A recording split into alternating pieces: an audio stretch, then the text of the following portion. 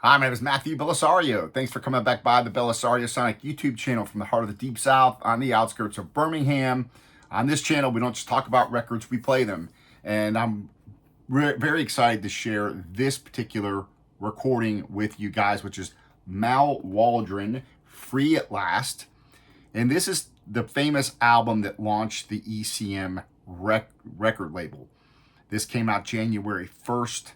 Of 1970. It was recorded in 1969 in Germany, the Studio Bauer in Germany.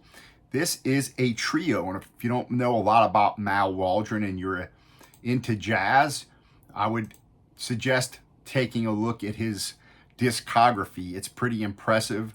Over 100 of his own records under his own name, starting back, I think, around 1955, and he has over 200 as a sideman, and he's played with numerous people, which I'll get into in just a little bit as we listen to this record. But of course, started out at the Prestige label. He has played with, almost everybody. He's played with Gene Ammons, Kenny Burrell, Ron Carter, Eric Dolphy, Benny Green, famously the piano player at the end of Billie Holiday's life. And the list goes on and on. Abby Lincoln. This album here is an expanded version of the original. This came out in 2019 and is a gatefold. I've been wanting to do a review on this for quite a while, so I was going through some records there and I saw it sitting there and I was like, you know what, I need to go ahead while I'm thinking about it and do a review on this, because this is a really cool sounding record. I don't think it gets enough recognition for what it is. You can still find these, although I think they're out of print, but you can still find them around.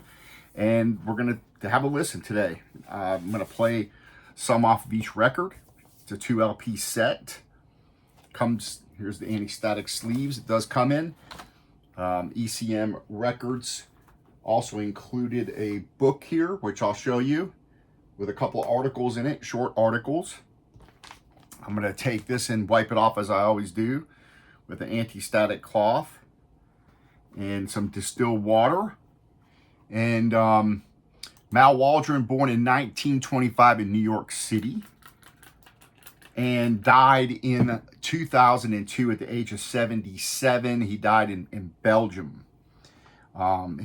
He is a very interesting guy, also a great composer. A lot of other people have recorded his songs, but he also has a reputation for being a unique piano player, and he was also studied under Charles Mingus and kind of developed his own style. Of course, he grew up during that time where bebop was very popular, and he learned a lot of the Bud Powell stuff, so he really comes from that school. But after studying with Mingus, he really started to develop his own sound, and he kind of ended up going in the free jazz direction, which you'll kind of hear on this record, which now listening to this, again, this was released in 1970. It doesn't sound quite as radical as it probably would have back then. So I'm going to go ahead and drop this on. We're going to have a listen, and you can check it out. See if it's something you might be interested in picking up. Listening to it on the Fluence RT85 with the Ortofon Blue, Shit Monty preamp, Yamaha HS8 speakers. You probably get tired of hearing me say that, but for new people. And this is a really cool sounding album. The pressing is pretty good, but you do have a little bit of noise every once in a while here and there. Nothing that really, makes it unlistenable or anything, but here's the booklet that comes with it.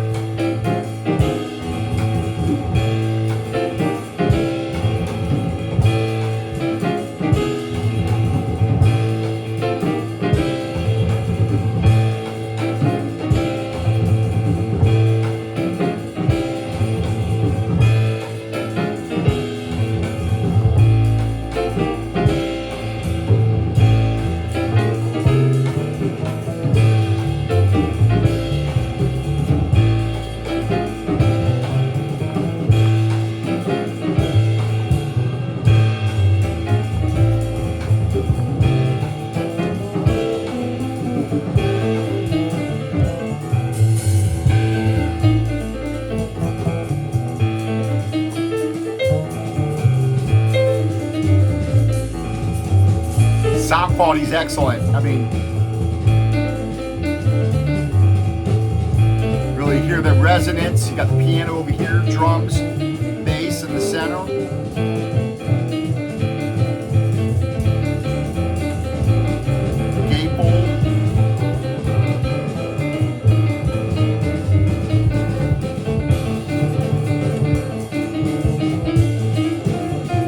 This is a trio record. So you've got Mal Waldron, of course, on piano. You've got Isla Eckinger on bass. And you've got Clarence Becton on drums.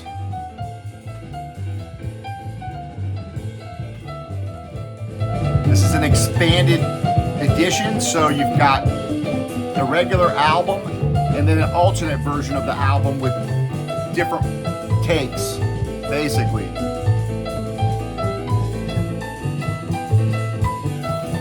Four of the songs are separate takes. But yeah, this is really intense. I love this album.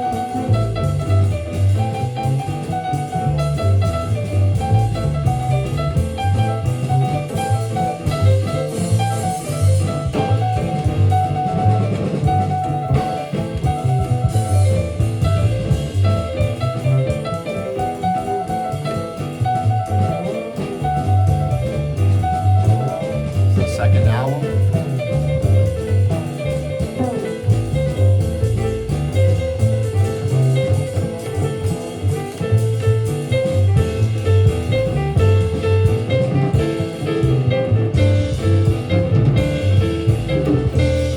Yeah.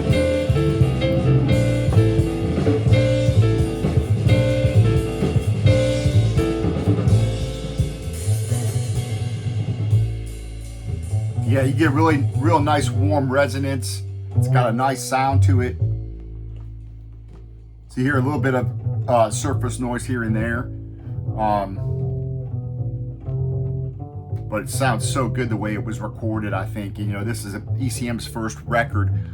And of course, ECM kind of went its own way with its own sound. And still produce great jazz records today that are more atmospheric. I guess I would describe their recordings as more atmospheric sounding jazz, although they have a pretty big catalog and a lot of diverse musicians. But this here is what I would consider to be just kind of free jazz.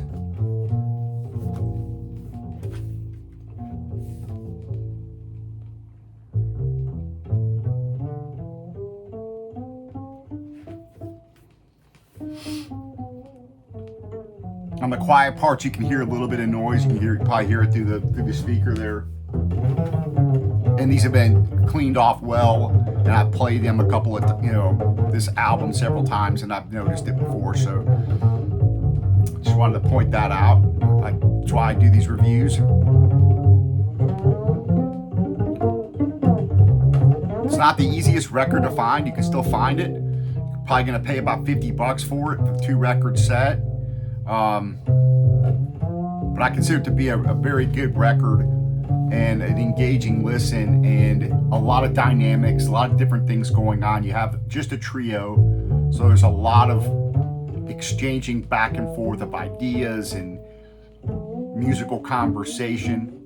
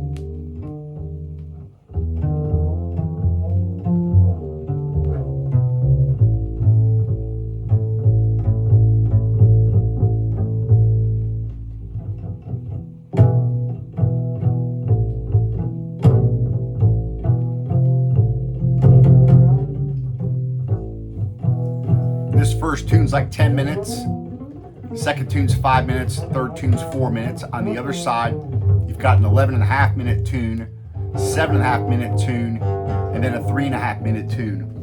On the second album, you've got a longer version of 1 3 2 3 4, which is a little over 4 minutes on the regular record. It's 5.5 minutes on the alternate take. Balladina is 9 minutes and 5 seconds on the alternate take versus 5 minutes on the regular one. Boo is about the same on the alternate take, 3.5 minutes. And Willow Weep for Me is 9.5 minutes versus 7.5 minutes. So on the second record, there's definitely longer takes and a lot more room for more ideas to be exchanged. So this is definitely a cool version. You know, my only critique is that in the quiet places on this album, it could be quieter pressing. That's my only critique. But very nicely recorded record. It does have that really nice resonant sound. I mean, listen to the drums there, the cymbals, everything sounds really warm.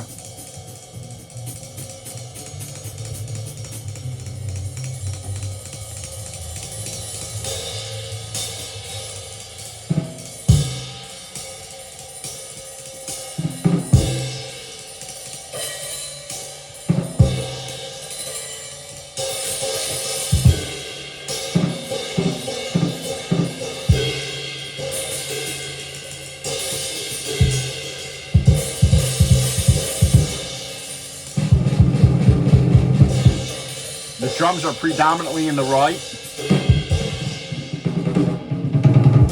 Piano's predominantly in the left, and the bass is pretty much in the center.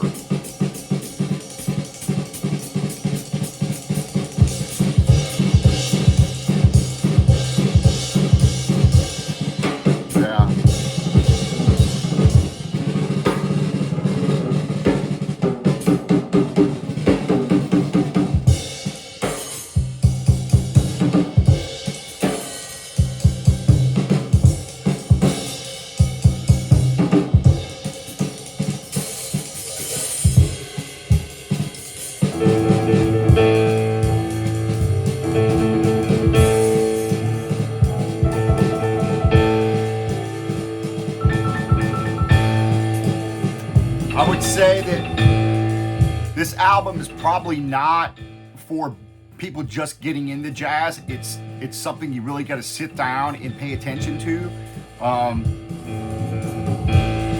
So I wouldn't say it's the most accessible, but I really find it a rewarding listen to hear the ideas that are being exchanged back and forth.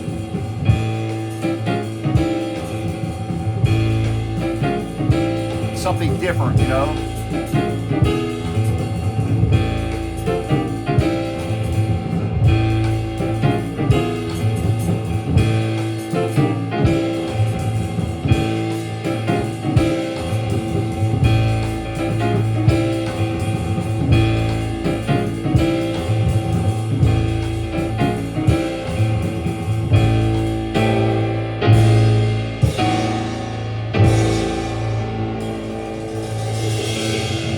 During this recording, they did single takes.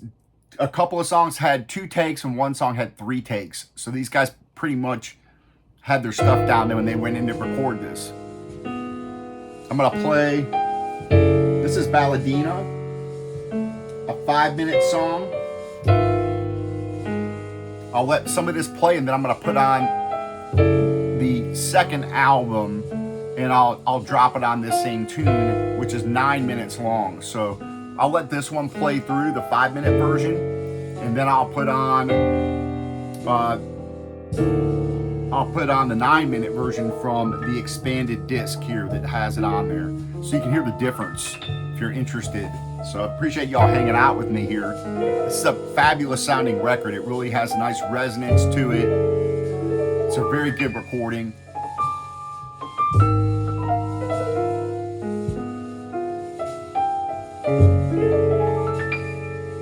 But again, you got to be willing to to sit down with this and spend some time with it.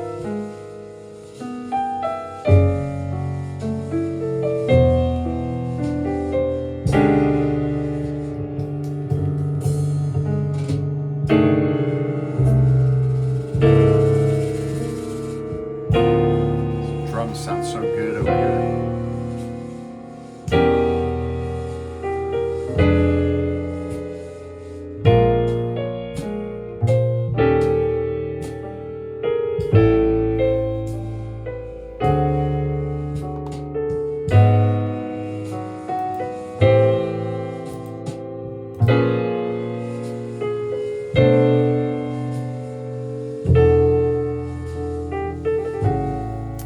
So he also played with Jackie McLean, played on several Mingus albums,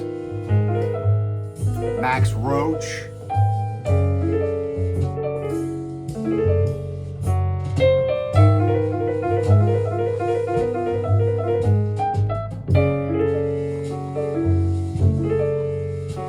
First album was recorded in 1956, called Mal Waldron on the Prestige label. And his last recording would be in 2002.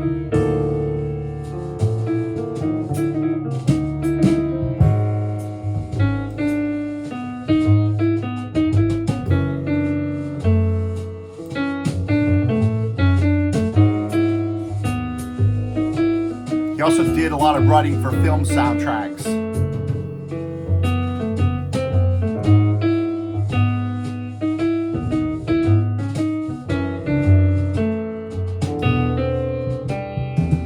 If you guys haven't subscribed, please subscribe to the channel. I've got a lot of other reviews coming up. Several records I've had sitting around that I want to do reviews on, so.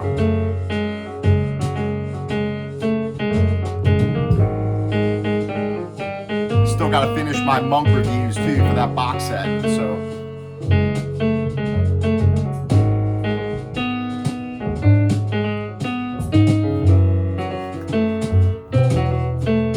I've also got this one coming up I'll be reviewing, so stay tuned for that. Still unopened, I've got it sitting here.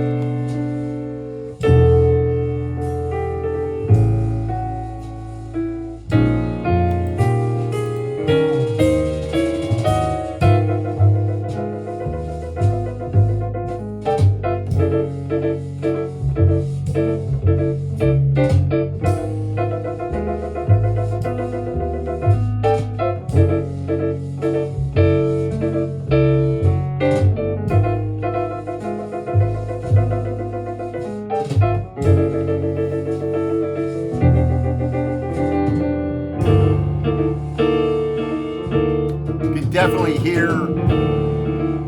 ECM records from this first album, kind of where they were heading,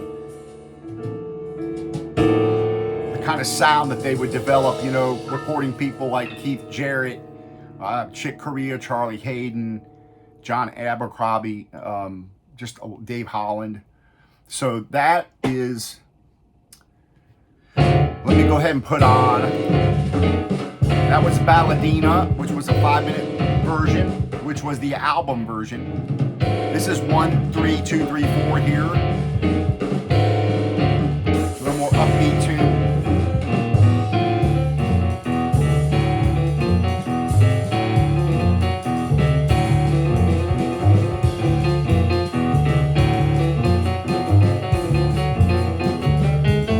It's just so hard to turn off, to stop the music. What I'm going to do is I'm going to put on Balladina, the one we just heard, but I'm going to put on the 9-minute version for you guys to check out. So I appreciate you guys hanging out for these, and I hope, you know, again, If this is something you're interested in, this is the expanded version with the extra tracks, extra takes, and it's very good sound. And the the little bit of noise on the record, on the pressings, is not all the way through. It's on a couple of, it kind of comes and goes, and you can only hear that on the very, very quiet sections of the recording. And it's mostly on that first disc. But I'm going to put on Balladina here, and you're going to hear the 9-minute version versus the 5-minute version.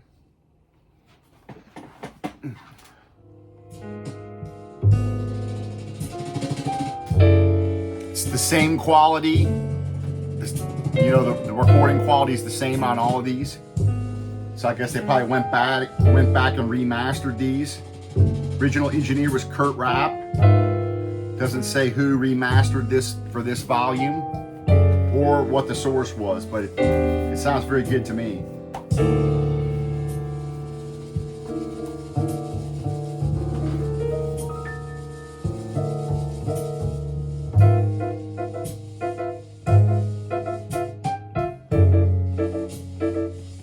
It's interesting because you've got, this tune here, this version is almost twice as long. It goes from 5 minutes to over 9 minutes.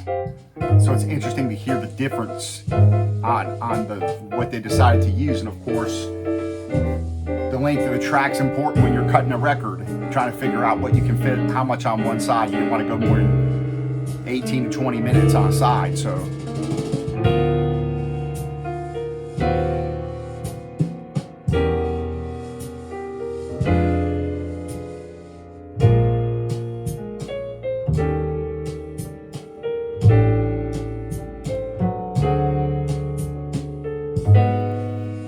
and all these tracks were written by Mal, with the exception of Willow Weep for Me.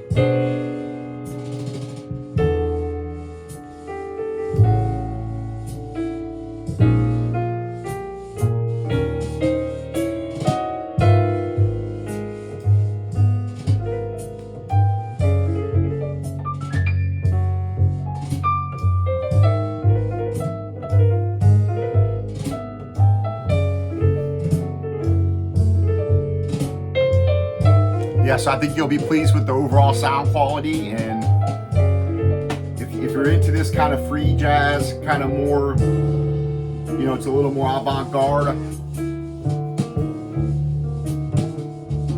think you'll like it.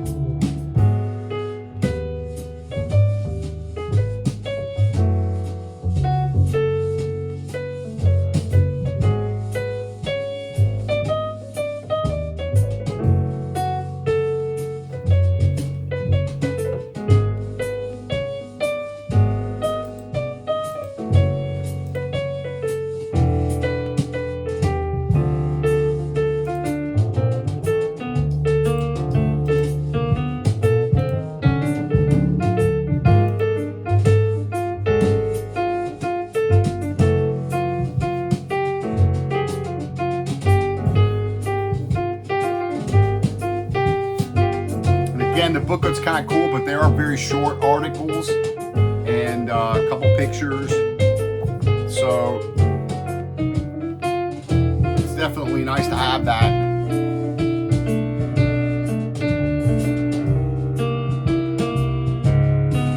It talks a little bit about each musician.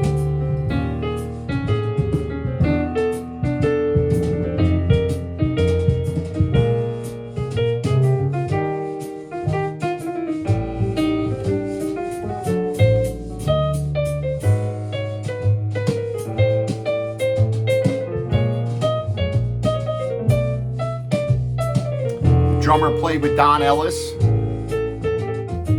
John Hendricks,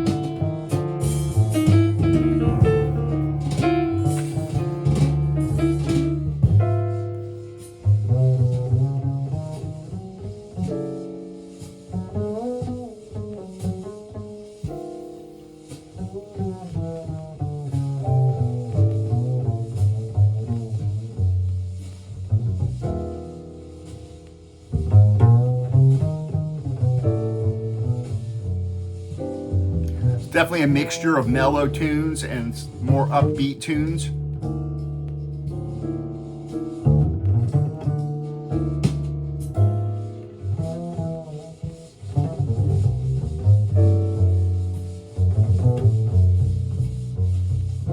Some great playing on here though.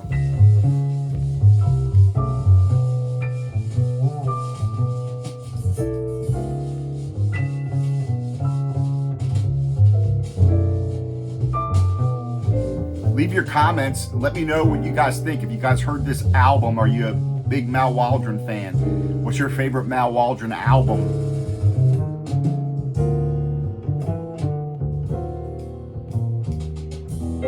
What would you recommend if you were going to buy one Mal Waldron album? What would you pick? Leave that in a comment. I'd love to hear that because I don't have a whole lot of his stuff. I got a couple.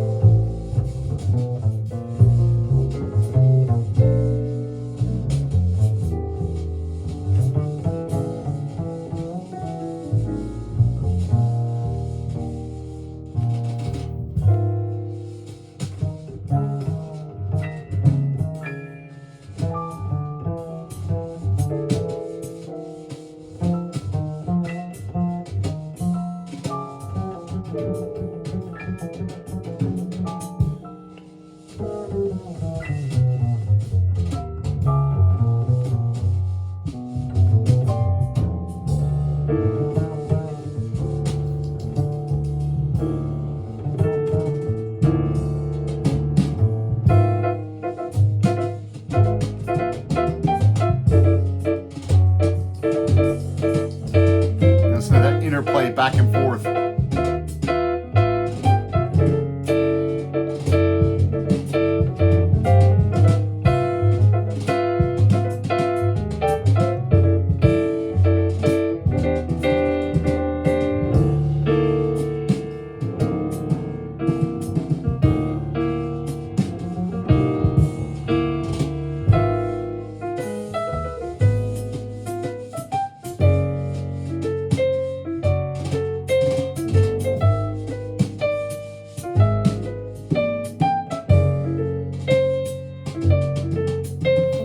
Yeah.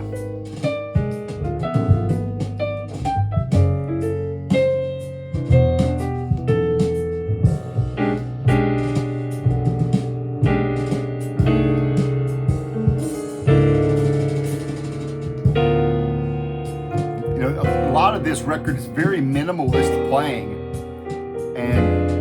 but that doesn't mean that what they're saying is not very engaging. The choice of notes and the choice of space between the notes on the piano, the bass, and the way he's playing the drums, there's really a lot to learn by sitting here just listening to this and absorbing it, the jazz language here, even though it's, again, a little bit more or less constrained than hard bop or bebop would be.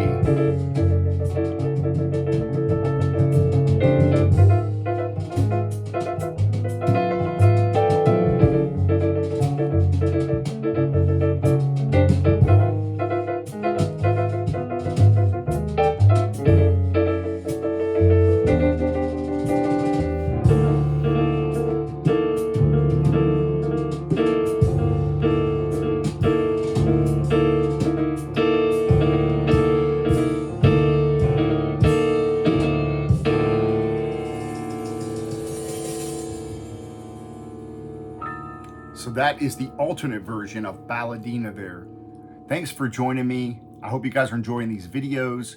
Leave your comments, subscribe. Happy listening to you. And maybe this record's for you. Go out and check it out and find it. ECM's first album, Mal Waldron, Free at Last.